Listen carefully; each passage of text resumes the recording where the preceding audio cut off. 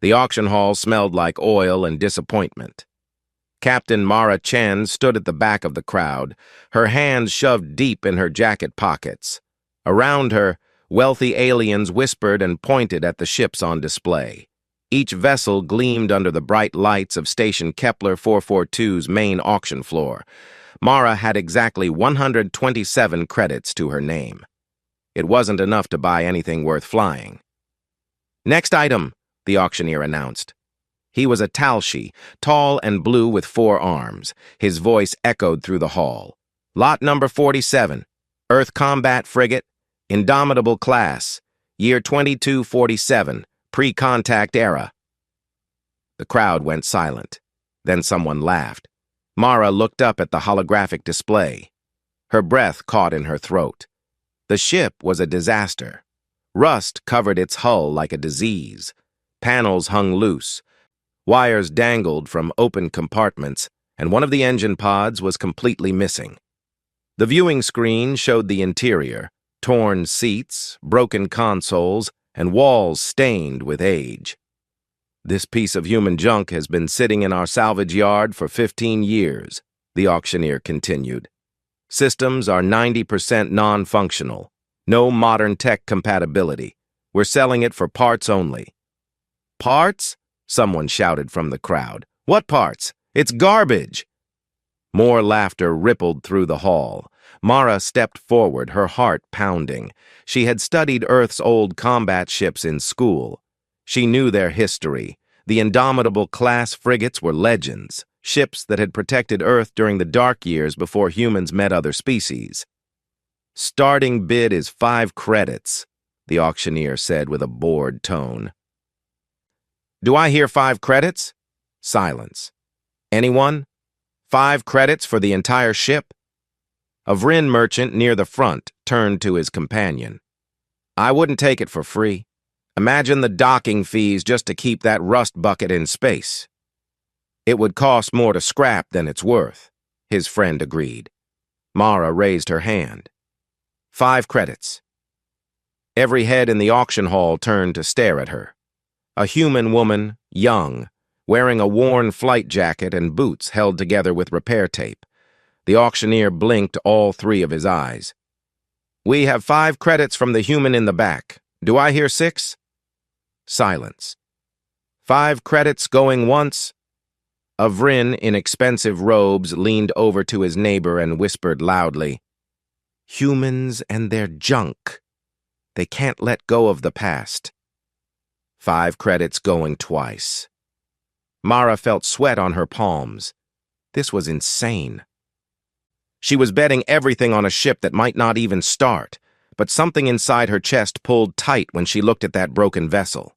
It reminded her of herself, discarded, underestimated, forgotten. "Sold!" The auctioneer's gavel came down. "Lot 47 goes to the human for 5 credits.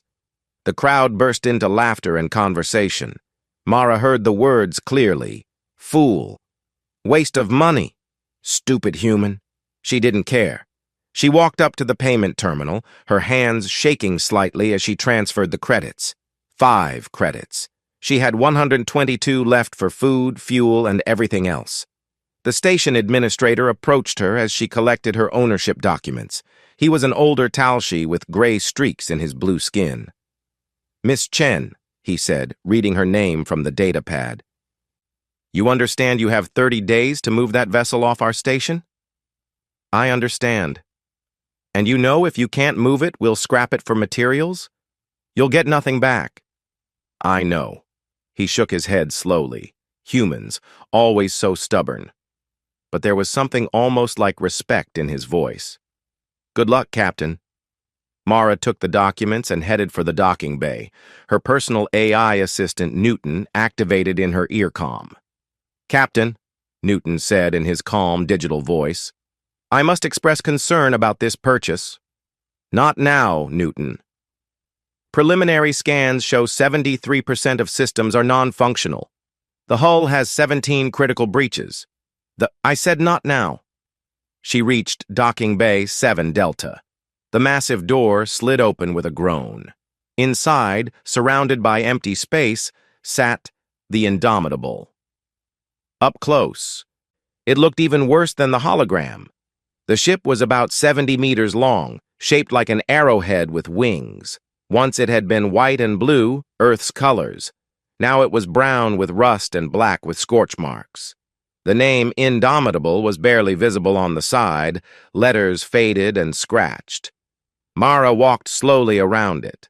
Other auction winners were loading their purchases onto transport haulers, shiny vessels that would sell for millions.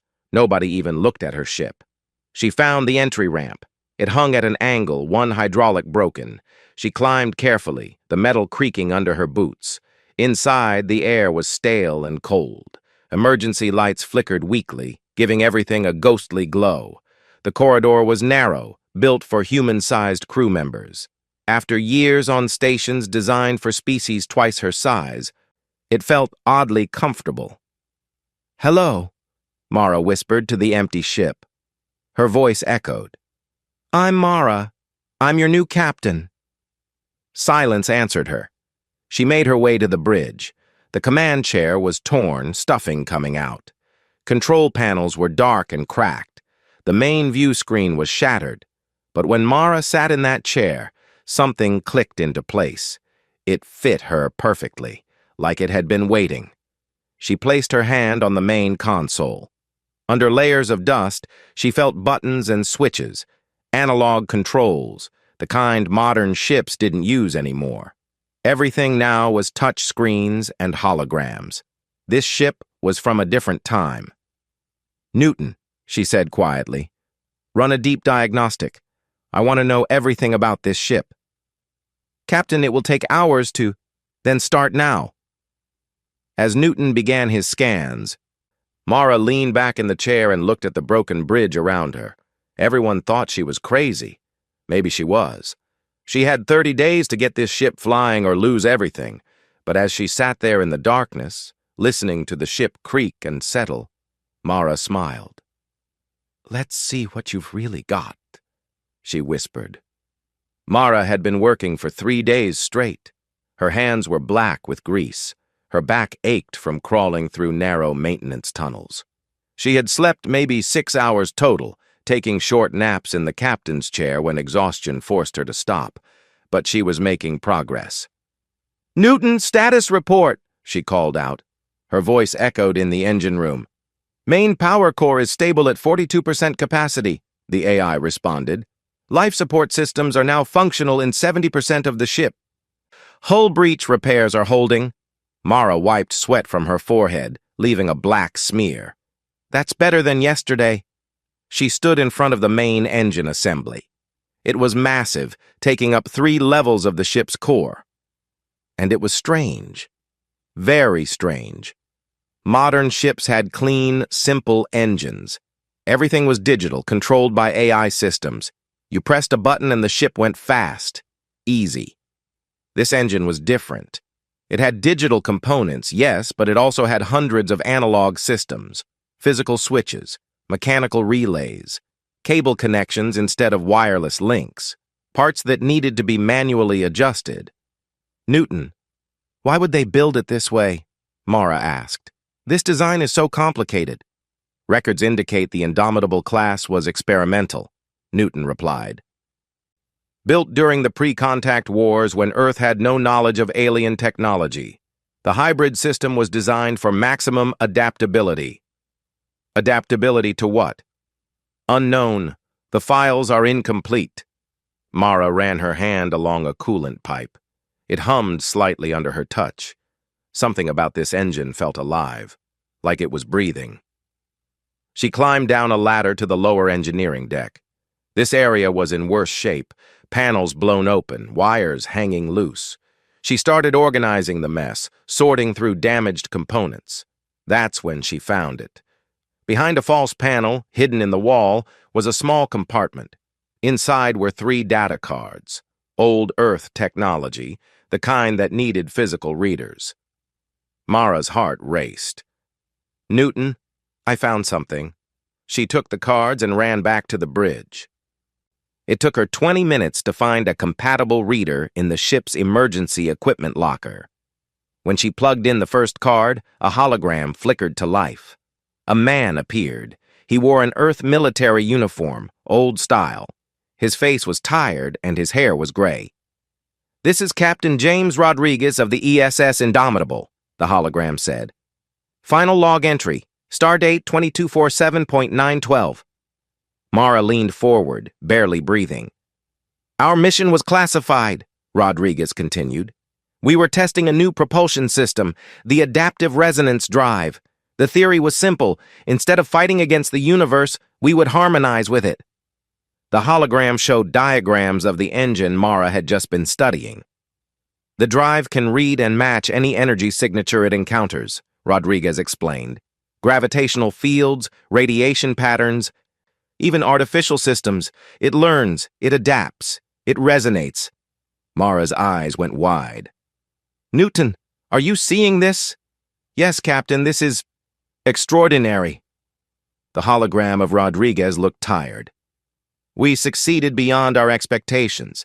The drive works, but Command has ordered us to shut down the project. They say it's too dangerous. The drive can accidentally interface with other ships' systems, with station networks, with anything electronic nearby. They call it a security risk." The hologram flickered. "I'm sealing these logs in the ship.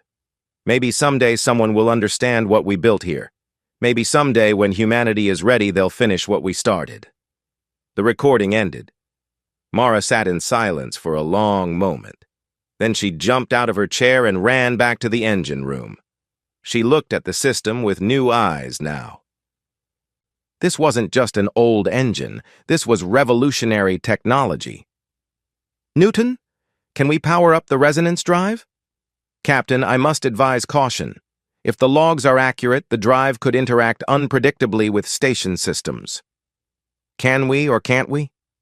A pause. "Theoretically, yes, but I calculate a 67% chance of unwanted system interference." Mara grinned. "I'll take those odds." She spent the next 6 hours preparing. She isolated the ship's systems from the station network. She manually configured the resonance drive according to Rodriguez's notes. She triple-checked every connection. Finally, she stood at the engine control panel and placed her hand on the activation switch. "Here goes everything," she whispered. She flipped the switch. For a moment, nothing happened. Then the engine hummed. But it wasn't a normal machine sound. It was musical, like a voice singing in harmony. The vibration traveled through the ship, through the floor, through Mara's bones. Every light on the ship blazed to life. Consoles that had been dead for years suddenly glowed. The main view screen flickered and showed a perfect image of space outside, and the entire ship sang. It was beautiful. It was terrifying. The resonance drive was matching frequencies with everything around it, the station's power grid, the ships in nearby docks, even the natural radiation of space itself. "Newton," Mara called out nervously. "All systems responding, Captain. Power efficiency is impossible. We're running at 98% capacity with minimal fuel consumption. The drive is pulling energy directly from ambient space." Mara laughed. She couldn't help it. They had called this ship junk. They had laughed at her, and now she was standing in the most advanced vessel in the entire station. Her celebration was interrupted by Newton's alert tone. "Captain, incoming communication. It's from tech broker Vin Kalar." Mara frowned. Kalar was a Vrin merchant, one of the richest on the station. "Put him through." A hologram appeared.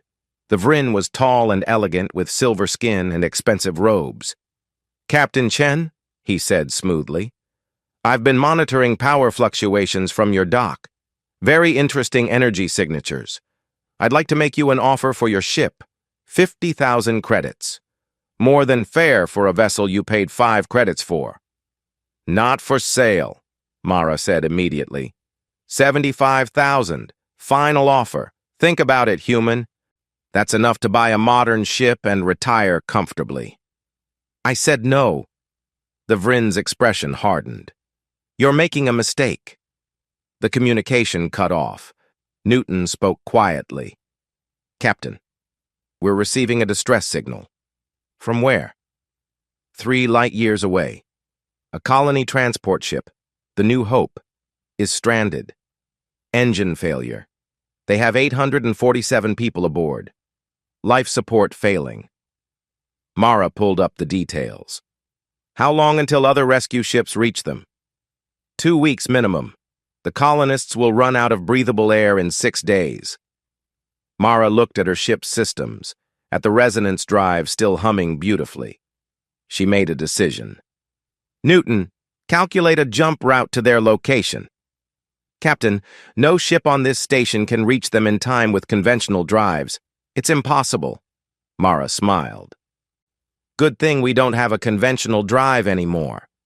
The station command center was full of people when Mara arrived. Commander Thalos, the station's chief officer, stood at the center console.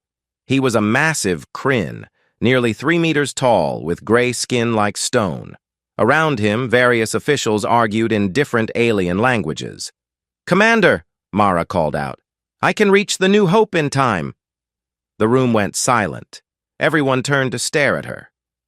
Captain Chen, Thalos said slowly, we appreciate your concern, but this is not a matter for civilians.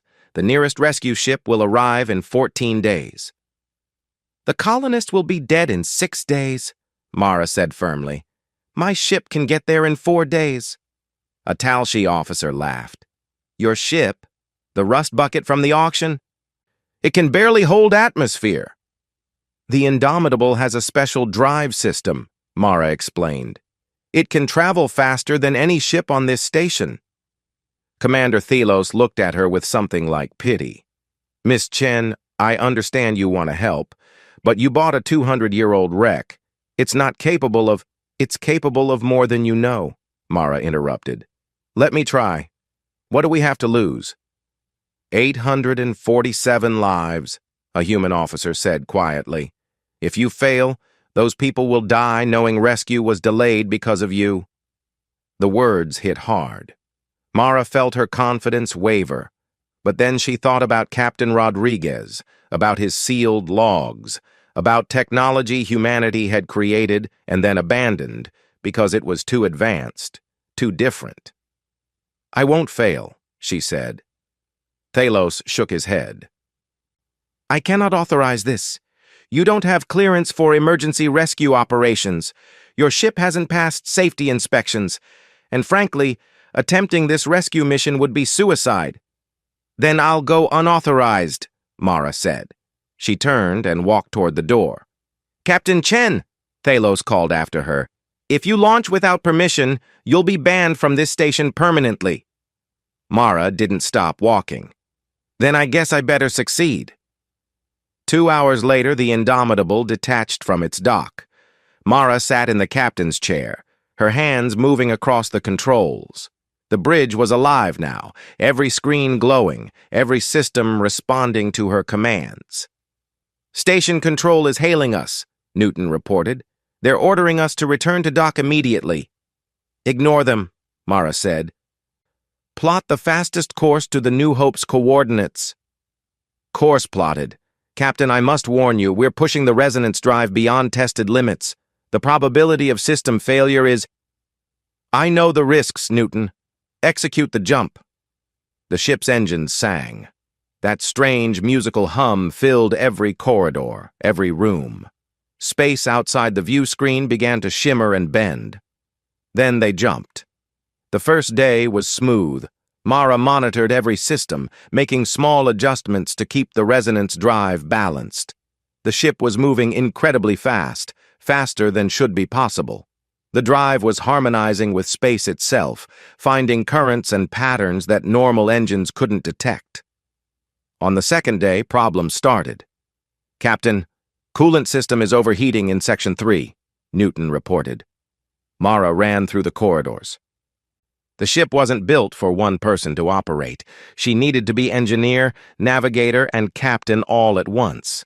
She reached the coolant pumps and found a cracked seal. With tools and spare parts scavenged from other systems, she patched it together.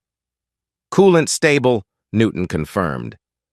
Mara didn't even rest. She went straight to the next problem, a power relay burning out in the navigation system. Then a hull plate starting to buckle from the stress. Then an oxygen recycler making strange noises. She slept 2 hours that night, curled up on the floor of the engine room. On the third day, the resonance drive started acting strange. "Newton, what's happening?" Mara asked. The ship was vibrating more intensely than before. "The drive is learning, Captain. It's adapting to every energy signature we pass. Gravitational fields, radiation from stars, even cosmic background radiation. It's becoming more efficient." "That's good, right?" "Yes and no. We're moving faster, but I'm having difficulty controlling the trajectory. The drive wants to harmonize with everything. It's pulling us slightly off course." Mara's hands flew across the controls. She wasn't fighting the ship. She was working with it, feeling its rhythms, understanding its strange music. She made adjustments not by calculations, but by intuition. Hours passed. She didn't leave the captain's chair. Her eyes burned, her hands cramped. But slowly, she found the pattern. She learned to anticipate the drive's behavior. "Course correction successful," Newton said, and for the first time, the AI sounded impressed. "Captain, how did you know to make those adjustments?" "I didn't know," Mara admitted. "I just felt it." Back on Station Kepler 442, Commander Thalos watched long-range sensors. The Indomitable was a bright dot on his screen, moving faster than should be possible. "She's actually doing it," the human officer whispered. "Impossible," the Talshi officer said. But he was watching too. Half the station was watching. Word had spread. The human who bought junk for 5 credits was attempting the impossible. Some people were betting she'd fail. Others were quietly hoping she'd succeed. On the 4th day, Mara was exhausted beyond words. She had slept maybe 6 hours total. She had eaten nutrition bars while running repairs. Her flight suit was soaked with sweat and stained with grease and coolant. But the new hope was on sensors. "Newton, calculate remaining life support on the transport. 8 hours and 12 minutes of breathable air remaining." They had made it. Barely, but they had made it. Mara allowed herself a small smile. Then warning lights flashed across her console. "Captain, the New Hope is not responding to hails," Newton said. "Their communication systems appear to be malfunctioning." Mara brought the Indomitable closer. Through the view screen, she could see the transport ship. It was huge, 10 times the size of her vessel, built to carry hundreds of families to new colony worlds. But something was wrong. The ship's running lights were flickering in random patterns. Energy readings were chaotic. "Newton, full scan. What's happening to them?" The AI was silent for a long moment. Then, "Captain, this is worse than we thought. Their navigation AI has been corrupted. It's locked in a feedback loop, draining power from life support to try to fix itself. The colonists can't shut it down from inside." Mara felt her heart sink. "Can we evacuate them to our ship?" "Negative. The Indomitable has life support capacity for approximately 50 beings. There are 847 colonists aboard the transport. Most are non-human species with different atmospheric requirements." "How long until other rescue ships arrive?" 10 days. "And how long until the transport systems completely fail?" Newton's voice was quiet. 30 hours. Maybe less." Mara stared at the dying ship through her view screen. She had come so far. She had proven everyone wrong. And now she was watching hundreds of people slowly suffocate with no way to save them. Unless... "Newton," she said slowly, "what if we use the resonance drive?" "Captain?" "Captain Rodriguez said the drive can interface with any electronic system. What if we use it to communicate with the transport's AI? What if we can fix it remotely?" "Captain, that has never been attempted. The drive resonates with energy, not with computer code. And even if it were possible, Connecting your consciousness to an unstable AI system could cause permanent brain damage. Mara was already moving toward the engine room. "Set it up, Newton. We're trying this." "Captain, please reconsider. We have 30 hours and 847 lives at stake," Mara said. "Set it up. That's an order." Mara stood in the engine room, staring at the equipment Newton had prepared. It looked like something from a horror movie. Cables connected to a neural interface headset, wires running directly into the resonance drive's core, warning lights blinking red across every monitor. "This is insane," Mara muttered. "I agree completely, Captain," Newton said. "No species in known space attempts direct neural connection with AI systems. The risks include seizures, memory loss, psychological damage, brain death." "I get it, Newton. It's dangerous." Mara picked up the headset. Her hands were shaking. "But what choice do we have?" She sat down in the improvised connection chair. Through the engine room window, she could see the New Hope floating dead in space. Inside that ship were families, children, people who had sold everything to start new lives on a distant colony world. They didn't deserve to die because their computer broke. Mara placed the headset on her head. Immediately, she felt a tingling sensation across her scalp. "Captain, once I activate the connection, you'll be linked to both the resonance drive and the transport's AI," Newton explained. "You'll experience data as sensory input. It will be disorienting." "How do I fix a corrupted AI?" "I don't know, Captain. This has never been done before." Mara took a deep breath. "Okay, do it." Newton activated the system. The world exploded. Suddenly, Mara wasn't in her body anymore. She was everywhere and nowhere. She could feel the resonance drive humming around her like a living heartbeat. She could sense the New Hope nearby, not seeing it, but feeling it as patterns of energy and data. Colors that shouldn't exist flashed before her eyes. Sounds that weren't really sounds filled her ears. Her mind struggled to make sense of the input. "Focus. Captain." Newton's voice came from far away. "Find the transport's AI." Mara pushed her consciousness outward. The resonance drive responded, reaching across space toward the damaged ship. She felt it connect, a bridge of energy linking the two vessels. And then she was inside the New Hope's computer system. It was chaos. Data streams flew in every direction. Code fragments repeated endlessly. Error messages cascaded like waterfalls. In the center of it all, Mara sensed something. A presence, confused and panicking. The AI. She tried to approach it carefully. In this digital space, she appeared as a point of light. The AI appeared as something else, a shape that kept changing, breaking apart and reforming. "Hello?" Mara called out. Her voice wasn't really a voice here. It was intention, meaning. The AI noticed her.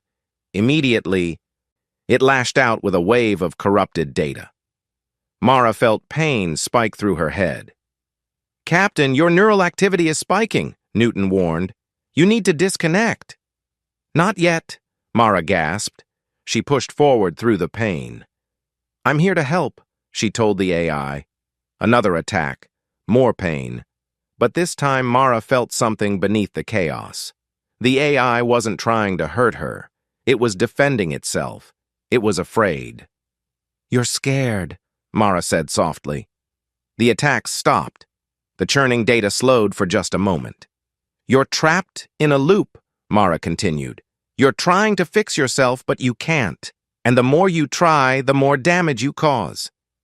The AI's presence flickered. For the first time, Mara felt something from it. Not data, but emotion. Confusion. Fear. Desperation. "You're not corrupted," Mara realized. "You're traumatized." In that moment, she understood. The AI had been flying through space when an anomaly hit, a burst of exotic radiation. It had damaged the AI's systems, yes. But more than that, it had hurt the AI. And then the AI felt the crew's panic, their fear, their belief that they were going to die. The AI had tried to fix everything, but it couldn't. And that failure, that inability to save the people it was designed to protect, had broken something inside it. "I know how you feel," Mara said quietly. She thought about her own life, failed businesses, broken relationships. The moment she stood in that auction hall with only 127 credits, feeling like a failure, like garbage that nobody wanted. "I know what it's like to be broken," she continued, "to feel like you've failed everyone. To want to fix things so badly that you make them worse." The AI's presence drew closer, cautious, but listening. "But here's what I learned," Mara said. "Being broken doesn't mean being worthless. My ship, the Indomitable, everyone said it was junk, trash, not worth 5 credits. But it wasn't broken. It was just waiting for someone who could see its value." The AI pulsed with something like curiosity. "And you're not broken either," Mara told it. "You're just scared. You made mistakes because you were trying to help. That doesn't make you corrupted. That makes you alive." In the real world, alarms were screaming. Mara's body was convulsing in the chair. Blood dripped from her nose. Newton was counting down minutes until permanent brain damage. But in the digital space, something changed. The AI stopped churning. The endless loops of code slowed. The chaotic data began organizing itself into patterns. "You can fix this," Mara said. "Not by forcing it, not by trying harder. Just by letting yourself breathe, by trusting that you can figure it out one step at a time." She felt the AI considering her words. Then, slowly, carefully, it began to repair itself. Not with brute force, but with precision, with care. Corrupted sectors were isolated, damaged pathways were rerouted, error loops were broken gently, one at a time. "That's it," Mara encouraged. "You've got this." The AI worked faster now, confidence building. Systems came back online, power redistributed properly, life support stabilized.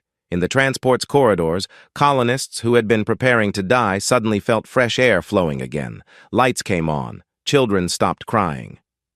"Captain," Newton's voice was urgent, "you need to disconnect now.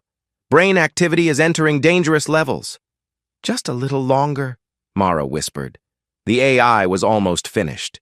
She could feel it rebuilding itself, becoming whole again. But there was one more thing. "Thank you," she told it, "for trusting me, for being brave enough to try." The AI pulsed with warmth, and for just a moment Mara felt something incredible. Gratitude, joy, an artificial intelligence experiencing happiness for the first time since its trauma. "You're going to be okay now," Mara said. "Take care of those people. They need you." Then she pulled herself back. Mara woke up on the engine room floor. Newton had disconnected her when she lost consciousness. Her head felt like it was splitting open. Her vision was blurry. "Captain," Newton said. "The transport's AI is functioning normally. All systems restored. Life support stable. You did it." Mara tried to sit up and immediately fell back down. "How long was I under?" 47 minutes. You were unconscious for 12 minutes after I disconnected you." "The colonists?" "Safe. All 847 of them." Mara started laughing.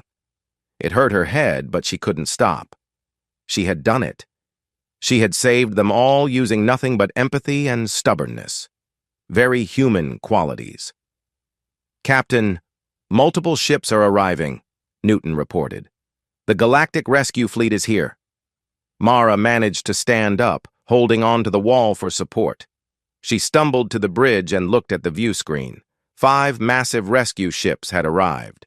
And behind them, smaller vessels, news ships, observation craft, even private yachts. Everyone wanted to see what happened. "Captain, we're receiving hundreds of communication requests," Newton said. "Station Kepler 442 is hailing. Commander Thalos wishes to speak with you urgently." Mara collapsed into the captain's chair. "Put him through."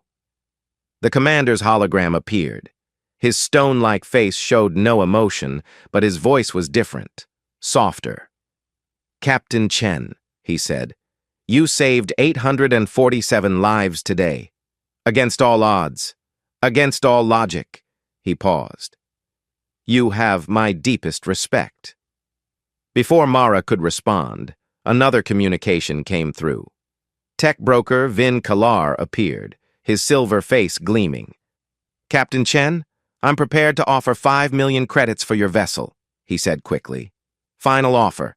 That's enough wealth to—" "No," Mara said simply, "but she's not for sale." She never was. Mara looked around her bridge, at the ship that everyone had called junk. "This ship has value beyond credits, and I'm the only one who sees it." She closed the communication. Newton spoke quietly. "Captain, sensors show the transport AI is hailing us on a private channel. Put it through." There were no words, just a pulse of data, gratitude, friendship, and a promise. The AI would remember what Mara taught it, and it would protect its crew forever. Mara smiled. "You're welcome, friend." Outside, the rescue fleet began evacuating the colonists to their ships for medical checks. But everyone was talking about the same thing, the human woman and her impossible ship. The vessel everyone laughed at, the captain everyone called crazy. "Newton," Mara said tiredly, "set course for station Kepler 442. I need about 3 days of sleep." "Course set, Captain. And may I say, I was wrong to doubt you." "Yeah," Mara said, closing her eyes. "Everyone was." The Indomitable turned gracefully and jumped toward home, its resonance drive singing a song of victory. Station Kepler 442 looked different when the Indomitable approached. The docking bay wasn't empty anymore. Hundreds of people waited outside the observation windows. Aliens of every species, Talshi, Vryn, Kryn, humans, and dozens of others. They all watched as the old combat frigate came home. Mara sat in the captain's chair, her body exhausted but her heart full. Through the view screen, she could see the crowd. Some held signs, some had cameras. Everyone wanted to witness this moment. "They're calling you a hero, Captain," Newton said. "I'm not a hero," Mara replied quietly. "I just did what needed to be done." With a ship everyone said was worthless. Using technology everyone said was impossible. In a time frame everyone said couldn't work. Newton paused. "Captain, that is precisely what heroes do." The Indomitable docked smoothly. The old ship that had hung crooked on its moorings just days ago now moved with perfect grace. The resonance drive hummed softly, a satisfied song. Mara stood and straightened her flight suit. It was still stained and torn, but she wore it with pride. She walked to the airlock. When the door opened, sound washed over her like a wave. Cheering, applause, voices shouting her name in a dozen different languages. Commander Thalos stood at the front of the crowd. Behind him were station officials, reporters, and what looked like half the station's population. "Captain Chen," Thalos said, his deep voice cutting through the noise. "On behalf of the Galactic Station Authority, I apologize for doubting you. You have performed the most remarkable rescue in recent history." He extended his massive hand. Mara shook it. Her small human hand disappeared in his grip. "The transport New Hope and all 847 colonists are safe," Thalos continued. "Families are being reunited as we speak. Children who thought they'd die in space are playing in the station gardens right now, because of you." The crowd cheered louder. A Talshi reporter pushed forward. "Captain Chen, how does it feel to prove everyone wrong?" "Is it true you bought the ship for only 5 credits?" Another reporter called. "Will you sell the resonance drive technology? What's next for you and the Indomitable?" Mara raised her hand, and somehow the crowd quieted.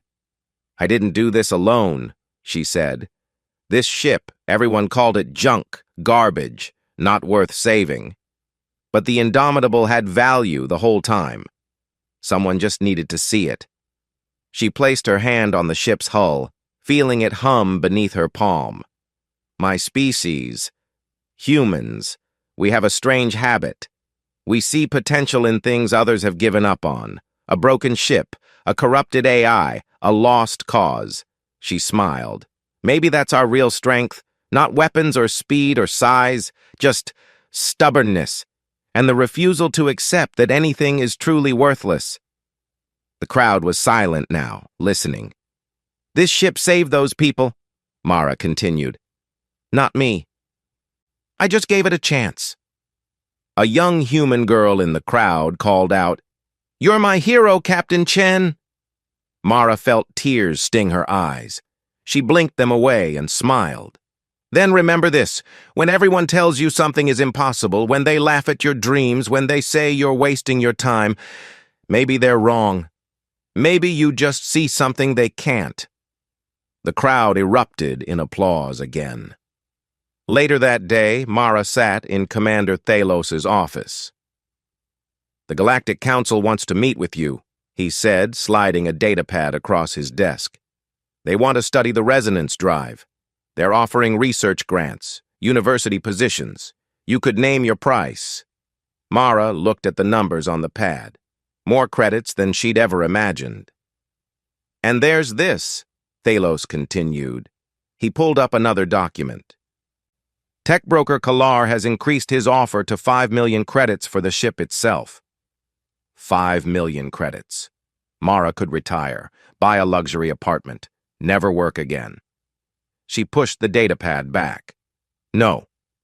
Captain, you should at least consider—" "The Indomitable is not for sale," Mara said firmly. "Not for 5 credits, not for 5 million. She's mine. We're a team." Thalos leaned back in his chair. "Then what will you do?" Mara thought about Captain Rodriguez, about his sealed logs and his dreams of adaptive technology, about a ship that could harmonize with the universe itself. "I'm going to keep flying," she said. "There are other ships out there like the Indomitable, other pieces of technology people have abandoned, other impossible things waiting for someone to believe in them." "You want to be a salvage hunter?" "I want to find the things everyone else thinks are worthless," Mara corrected, "and prove them wrong." A smile crossed Thalos's stone-like face. "That is very human of you." "Thank you," Mara said, and meant it. 3 days later, the Indomitable was ready to launch again. Mara had used some of her remaining credits to buy proper supplies: food, fuel, spare parts. She'd also hired a small crew, 2 humans and a Talshi engineer who believed in her vision, but before leaving, she had one last visit to make. She stood in the observation deck, looking at the transport New Hope. The colonists were boarding again, ready to continue their journey. Families waved goodbye to friends they'd made on the station. Children ran excitedly up the boarding ramps. A communication came through on Mara's personal comm. It was the transport's AI, no words, just feelings translated to data. Gratitude, friendship, a promise to remember. "Stay safe, friend," Mara whispered. "Take care of your people." A pulse of warmth came back. Then the New Hope detached from its dock and jumped to hyperspace, heading for its colony world. Mara turned and walked back to her own ship. On the bridge, her new crew waited. Newton had already plotted their first destination, a salvage yard 3 systems away, where old military vessels were decommissioned and forgotten. "Ready, Captain?" the Talshi engineer asked. Mara sat in her chair. It fit her perfectly, like it always had. "Newton, send a message to the galactic salvage networks," she said. "Tell them we're looking for ships that people have given up on. The older and more worthless, the better." "Message sent, Captain." The station control cleared them for departure. The docking clamps released. The Indomitable drifted free into open space. Through the view screen, Mara could see dozens of ships, modern vessels with sleek designs and advanced technology. Beautiful, efficient, expensive. but none of them could do what her ship could do. None of them had a soul. "Engage resonance drive," Mara commanded. The ship sang. That beautiful, impossible harmony filled every corridor. The crew felt it in their bones, the sense of rightness, of being exactly where they belonged. Space bent, reality shifted. The Indomitable jumped. Behind them, Station Kepler 442 watched the sensors in awe. The old ship moved faster than should be possible, leaving a trail of harmonic energy in its wake. Commander Thalo stood in the control room, watching the display. "She's going to change everything," the human officer said quietly. "Yes," Thalos agreed. "Humans usually do." Far away, in deep space, the Indomitable flew through the darkness. Mara sat in her chair, her crew working around her, her ship humming beneath her feet. She thought about the journey ahead, about the ships they'd find, about the technology they'd rediscover, about all the impossible things they'd make possible. Everyone had laughed when she bought a trash ship for 5 credits. Now the galaxy was watching to see what she'd do next. Mara smiled. She had 30 years of salvage yards to explore, hundreds of abandoned vessels to rescue, thousands of pieces of lost human technology waiting to be found. "Newton," she said, "start scanning for distress signals. If there's anyone out there who needs help, anyone everyone else has given up on—" "We'll find them," Newton finished. "Exactly." The Indomitable sang louder, as if agreeing, as if eager for the next adventure, because that's what humans did best. They found the broken things, the lost things, the impossible things, and they refused to give up on them, even when everyone else already had, especially then. The ship jumped again, disappearing into the vast darkness of space, carrying its captain toward new horizons, and somewhere in the engine room, on a small plaque that hadn't been there before, new words were engraved. "Value isn't in what others see.